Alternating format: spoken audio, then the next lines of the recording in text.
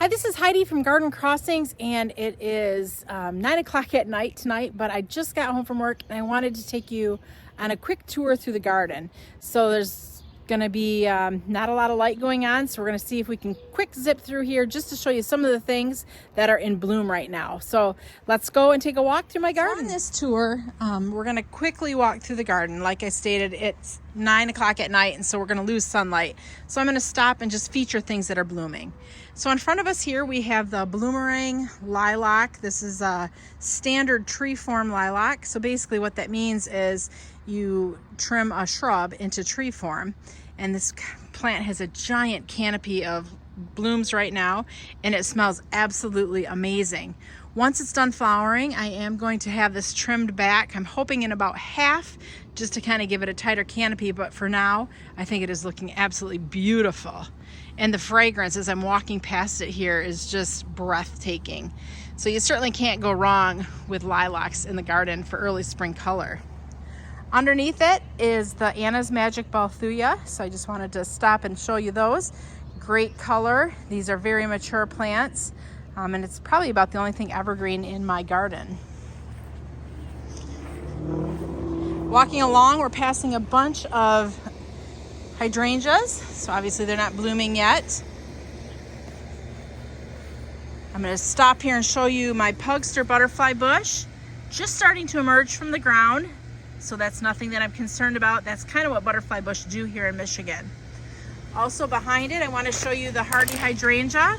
Again, just starting to poke through the ground, and that's very typical in Michigan here for those to emerge late May. Oh, that hydrangea is just following me. I can just totally smell it. The other thing I want to point out is we got a fresh coating of bark in all these beds. So it's great for keeping the weeds at bay, but it also keeps the garden looking really fresh as well. In the back here, we have a Hellebore that's blooming. This is way past its prime, but the flowers of Hellebore just hold on for forever. So we'll just kind of leave them there and let them go. They'll eventually turn green and kind of blend in with the foliage. But Hellebore are a great early spring blooming perennial.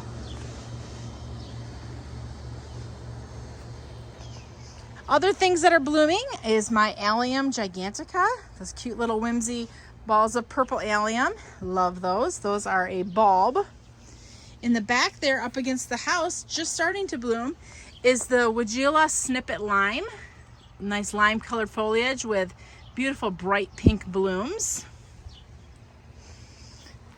Little columbine blooming by that trellis there. Under the deck, we have a few bleeding heart, and they've gotten huge since I last been out here. That's Dicentra Valentine. I know everybody's going to ask me what this hosta is, and to be honest, I can never remember. I think it's Hosta Liberty. Got a Clematis here just starting to bloom. This is Rutel. My Nepeta Cat's Pajamas, those are starting to bloom. It looks like I maybe lost a couple over the winter, so we'll have to fill in those gaps. Another columbine. And these things have just been in my yard for forever, so I don't even know what they're called, but they're like a double columbine. And they kind of end up in a lot of places, which I'm okay with, but Rod's not a fan of. So here's an example. You can see all these little plants of columbine just kind of scattered everywhere. I think they're cool because right now, you know, not a lot is blooming. So if the columbine are blooming, I think that's kind of special. What else do we have here? Some Amsonia. Just starting to bloom there. Some creeping phlox is kind of just ending.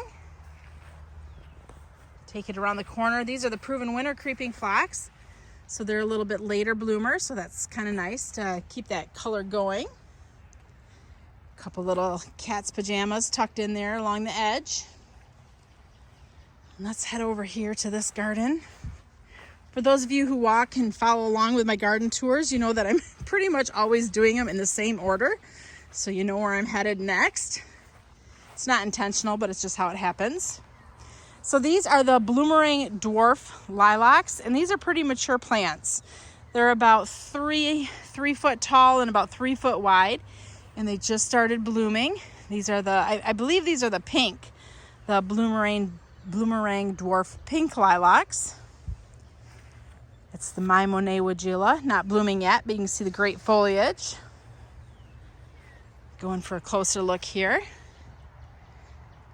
Gorgeous blooms, and just look at them all. This is a reblooming shrub, so obviously the spring is its most prolific time to bloom, but it will continue to put flowers on throughout the summer.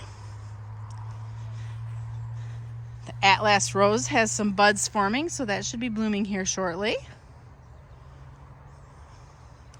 Heading on back to the butterfly garden, we'll see what's going on back here. There's a few things going. Starting up front here, we have the Nepeta cat's pajamas. That's one of those long blooming perennials. So if you're looking for something long blooming in your garden, Nepeta certainly would be a great addition. If they kind of stop blooming, you just give them a light trim and then they're back at it again. Oh, my lupin. I see the buds. Those are going to be gorgeous shortly. Making the way through the path here.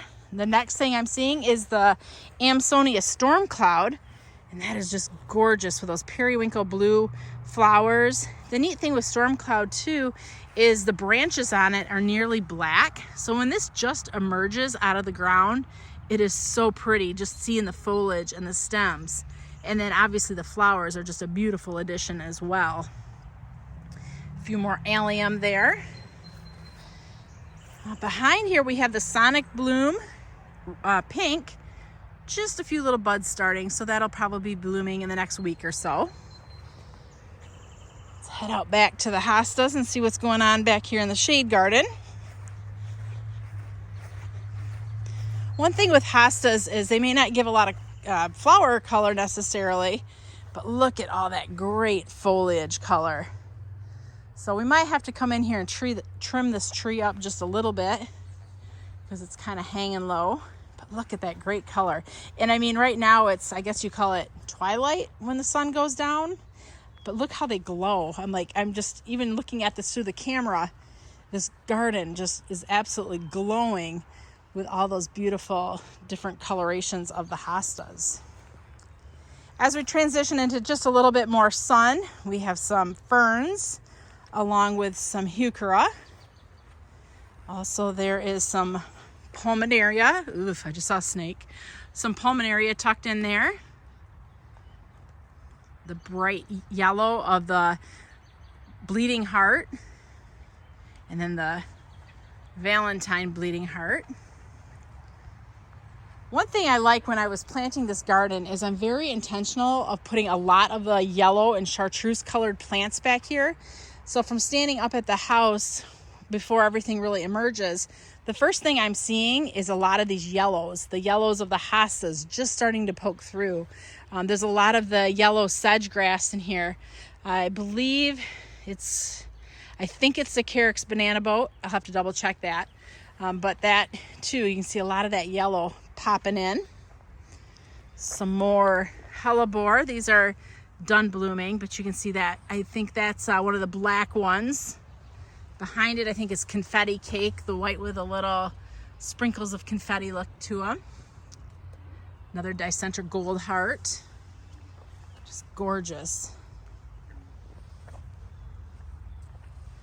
As I'm back here, I'm hearing the toads. There's a creek on the other side of this mound hill here. So there's a lot of toads and such back there. That giant hosta you're seeing, that's Empress Wu. Another specimen here of Amsonia storm cloud. I didn't feel like I had a lot of spring colors, so I put a couple Amsonia out here, not realizing how many I had. So I have 3 of them, but it's really great spring color. Walking through, I see some heuchera. I think that's Mahogany Monster there, that bright orangey burgundy. That's really popping out here in the garden. Some Tiarella up front. Nice chartreuse with that little burgundy veining. Next to it is a Spirea, golden colored Spirea. In the back there, that yellow you're seeing, that is a holly. That's Castle Wall Gold. Another Amsonia storm cloud there, gorgeous. These plants, I think they're probably only maybe 3 years old or so. So I mean, they've gotten pretty big because they were really small when I planted them. So they've done a really nice job of sizing up. Ooh, in the back, I really haven't paid attention to this plant in a long time. The back there, that's ooh, I hope there's no snakes. In the back there, that's Deutzia Chardonnay Pearls, just starting to open. That's a gorgeous plant with the chartreuse yellow foliage, and then the beautiful little pearl, the white pearls on it. So that's really cool. Like, I just haven't really paid attention to that plant in many years, which I know sounds weird, but I haven't. This is a patch of daylilies, so these will be blooming in the summer. Make our way back through here. Let's see. Oh, some more Amsonia blooming. Now this particular Amsonia is super aggressive. Like, just look at it. It's kind of run everywhere. I'm going to pop up on the screen the name of this particular one. It's one that we carried many years ago. So I don't have it off the top of my head, so I'll pop that on, but very aggressive. Where the Amsonia storm cloud I was showing you earlier, the clump just pretty much stays there. Another thing I'm noticing in this space is the ferns are starting to naturalize a little bit and spread, which that's great, because this area back here, I can't believe I'm going to show you this, it's like an embarrassment, is just full of thistle and weed. And then right way down in the back there, the brown you're seeing, that's the edge of the creek. So this is just a terrifying mess, but we don't really go up in here very often. There's a quince plant in here, which I miss blooming. There's that beautiful golden thuya in the back. So just kind of shrubs we placed knowing they'd take over and fill in and hopefully keep the weeds at bay. But there's a lot of thistle back here. That thistle is a pain to keep under control. We do have one little Nepeta though that's holding on, so that's quite nice. All right, let's step down.